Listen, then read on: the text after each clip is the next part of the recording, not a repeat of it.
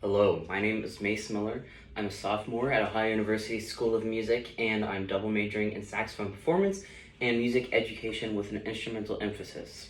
And today I want to talk to you about an introduction to intonation and pitch tendencies on the saxophone.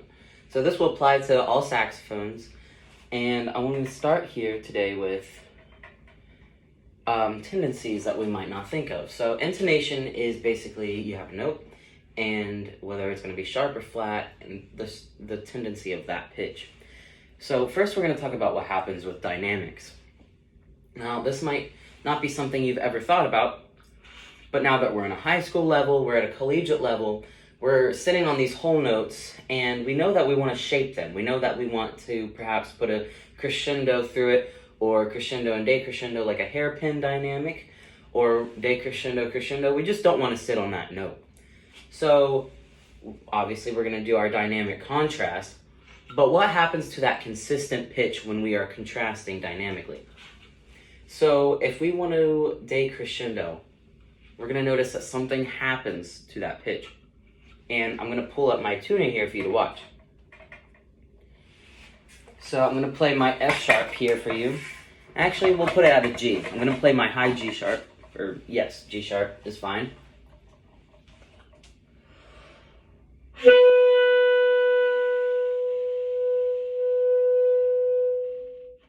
See how that direction got sharper as I decrescendoed? Here we go again.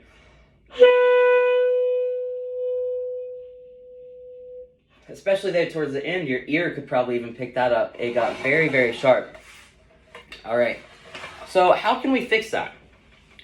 I like to think about voicing.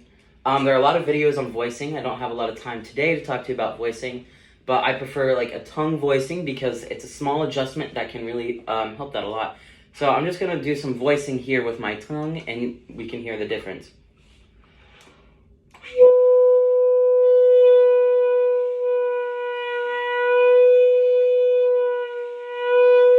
So that was mainly just my throat and my tongue there. So you can tell that there's a lot of difference that can be made. So if I'm going to decrescendo, I could voice that up. So I'm going to bring it down, and then we'll see how it raises the pitch, and then I'm going to use my tongue to voice that note back down.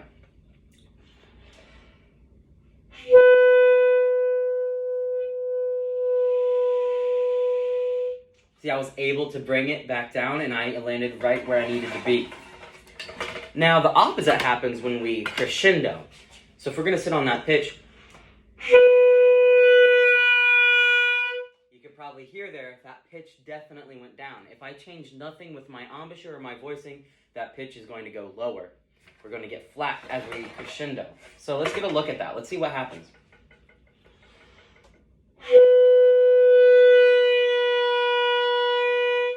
That got pretty flat there. Now, I'm also going to use voicing to fix that. So it's going to take a lot of practice with voicing and a lot of ear training and just knowing these tendencies for every pitch to really think about what you're doing here. So let's fix that.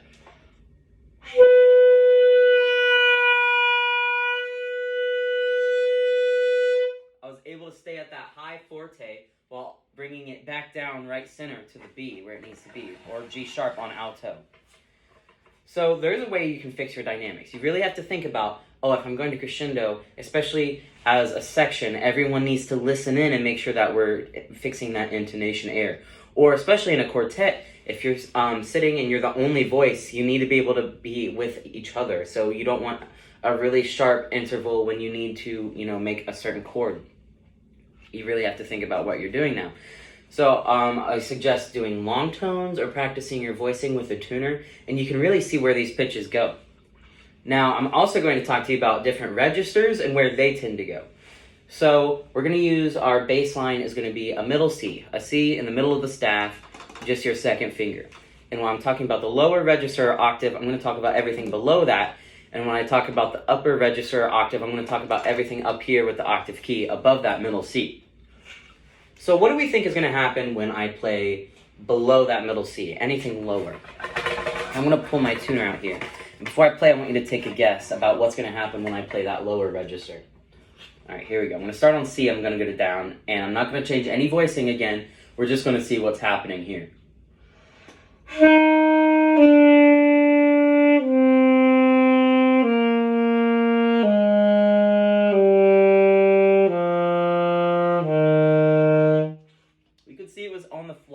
side there.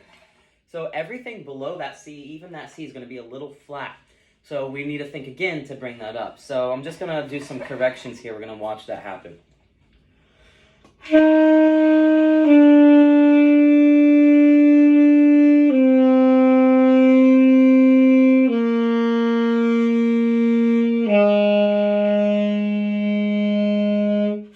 And as you can see, I'm able to bring that pitch back up. It's things to think about.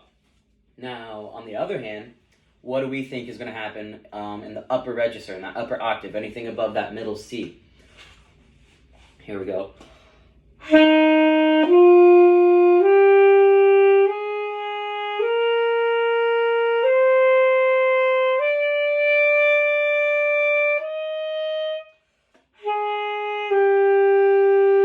So we're really able to see on those first few notes there, it was really, really sharp. So when we think about how to fix those, we need to bring it down a little bit.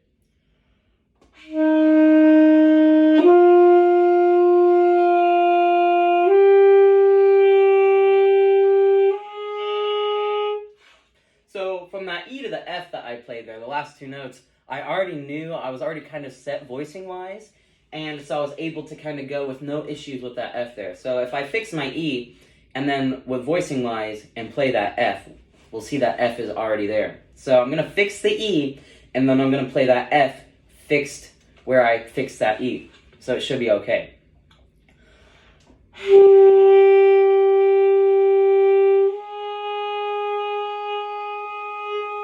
So it was a little flatter there, but it was already better by not being sharp. As sharp. So the next thing I want to talk to you about, now that we know that soft dynamics are going to be sharp, and loud dynamics are going to be flat, the low register is going to be flat, and the high register is going to be sharp, I want to talk to you about the tendencies of certain pitches. So we talked about the registers, but I'm going to talk to you about 3 certain pitches that we can really focus on. Every single pitch is going to have its own tendency, but I want to talk to you about, the major ones that we can focus on. Just a few that we can really get a head start on. So the first one I want to talk about is low B flat below the staff. So we finger that 1, 2, 3, 1, 2, 3, and then we have the low right hand pinky key and the low left hand pinky key. And to even get that to speak, especially if you're not as advanced on saxophone or getting used to it, high school students, it can already be a handful to get that to speak. So voicing-wise, there's not a lot we can do, but it sounds like a weird note. And while we might not know why it sounds weird, I'm going to show you exactly why it sounds weird. So, aside from it being just a very low note, let's see where that sits.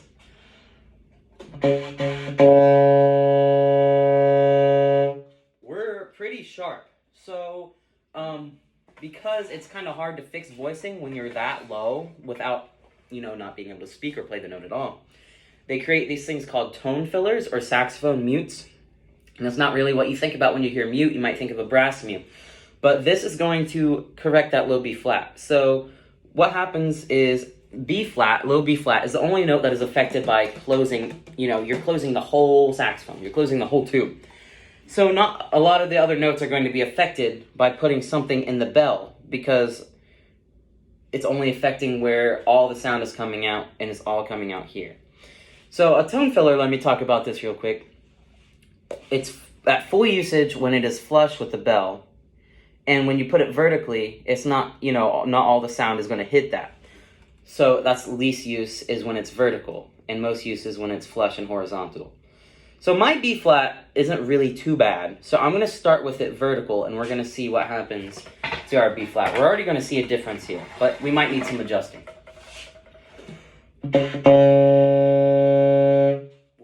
A lot better. We can see we're in that 10-cent range and maybe even 5-cent range. So I'm going to just try and cover a little bit more up to fix it the rest of the way. And we hit it there. And it's already just a better tone quality. It sounds better. Now, something to think about with your tone filler, though, is that it can cause an issue if you're flush and your horn might not like that. So it might sound like this. You might not even be able to get that B flat to speak. It's also going to mess with the rest of your horn because of how much sound is hitting that piece. And you can buy these or you can make your own. They're very affordable and good ways to hit that B flat. And again, if you're playing something that's exposed on that B flat, even a quick, run through B flat might sound a little funky because of how sharp that note tends to be. The second note I want to talk to you about is middle staff C sharp. And when we learn C sharp, we learn it all the same way. No hands. But that note is going to be very, very flat. So we have ways to fix that. And that's one of my favorite things about the saxophone. And non-saxophones, reason why they don't play the saxophone is there's just too many keys. However, we can use these keys to our advantage now. So when we're talking about intonation, we can always add and move different fingerings and keys to make things work. So I'm going to show you what our C sharp looks like now. Just open. We can tell that we're pretty flat. But now I'm going to try a different fingering for C sharp. And I'm going to put my octave key down, my thumb, and my third finger on my left hand, the G without 1 and 2. And that's going to be a C sharp, but let's see where that C sharp sits. So I'm going to play open here. And now I'm going to use my thumb and 3.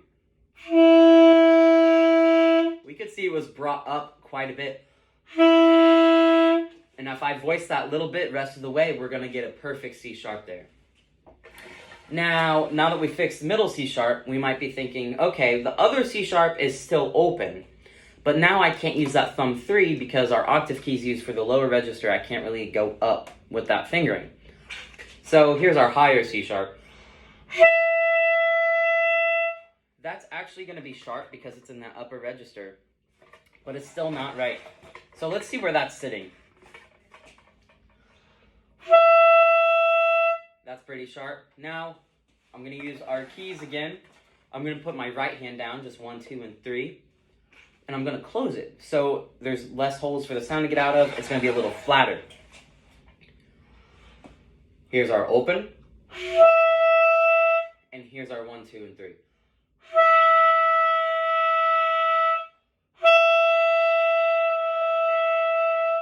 I kind of did a side by side there. And if all the fingers are too much and now you're too flat, try adding just 1. So you can do whatever you need to do to get that sound, and you can just mess around with your horn and find these different ways of making every note a little better. And the last thing I want to talk to you about is what are some things that aren't the saxophone's problem, intonation-wise, that can cause intonation errors. So we want to make sure that we're having a very good posture so that there's no interruption on the way out. We already kind of saw that with our air when we played piano dynamic. There's this air constraint happening where a lot of the air is just going everywhere. It's a little sharper. So if we don't have a good posture and we're not getting our air out, we can be really sharp, or just the air might not be doing anything that we want it to do. Or conversely, if we're just doing too much air and we also have a bad posture, it's going to be really flat. So setting yourself up for success will allow you to get that good intonation. Another thing that I want to talk about is your actual horn. If you are using a reed that's not correct, or you have a chip in your mouthpiece, these are obvious things. You want to set yourself up for success. And while that's your horn's fault, that's also on you because you have to care for your horn. You have to use maintenance for your horn. Let's see here what else we have to talk about. If you're a jazz musician, high schoolers starting to talk about jazz and think about jazz and play jazz, and you're using all that vibrato, even classical players, if you're moving your jaw when you're playing for intonation, you're changing intonation, which is what we want with vibrato, but it's not necessarily what we want with everything else. If I play a lower A and an upper A like my jaw's moving, and obviously I squeaked real bad there, just because of the extent my jaw was out, that's also going to cause intonation errors, as well as, many other errors. As you could see, I squeaked, but if you're not squeaking, there can still be errors. It might not be as big of a difference as I made it. And the last thing I want to talk to you about is maybe it is your horn. So as you get playing and familiar with your horn, and you're doing these long tones and seeing your intonation, you're gonna notice that maybe any key that is just like one of these pad keys here along the bottom. Every time you play one, it's just not really in tune. It's just not really in your favor. Everything you do, it's just a little off. And maybe when you're in that lower register, it's a little sharper than the others, and you know, the others are flat, but this one is like way sharp. Maybe it's actually in tune rather than being flat when you play that. And it kind of messes you up when you're working with your voicing. If you have that voicing, you find that works. So things that we can do to adjust this, and things that you should try once you get used to these intonations, are if we look at these little dots here that cover the outside of your pad protectors. They stop, you can see that there's a piece of felt there that stops your pad from coming up, you know, all the way and hitting that piece of metal. There's a piece of felt to protect it. It stops your pad. And if you look at the design on these, it almost looks like you could put a screwdriver in there. You might be thinking, I would never do maintenance on my saxophone. I send it to the repairman. I don't do any of that. Well, luckily for you, they're big and they're movable, so that what you can do is stick a butter knife, or maybe even your fingernail if it's loose enough in here, and very gently adjust. And that piece of felt will go down and lower this pad, or it'll go up and raise the pad. And that's going to change the amount of air that's coming out of here, the amount of sound, and that's going to change the pitch that comes out of these holes. And that can make a world difference for your intonation. And the slightest adjustment can go a long way. So, you know, mess with these. If you're very gentle, it's okay if you go the wrong way. Just keep note of what you're doing and what you're sounding like, and you can always adjust need be. You know, if it's winter time and the air is thinner, it's colder, and your horn just tends to be in a colder spot, you might need to do some different adjusting than when it's warm out. It's just things to think about. You know, temperature can affect these things. That's why it's important we warm up before we play, because our horn might be hot, our horn might be cold, and we need to get that air running through it to change the temperature. So those are just some things to think about. I hope that you enjoyed this video, and thank you for watching.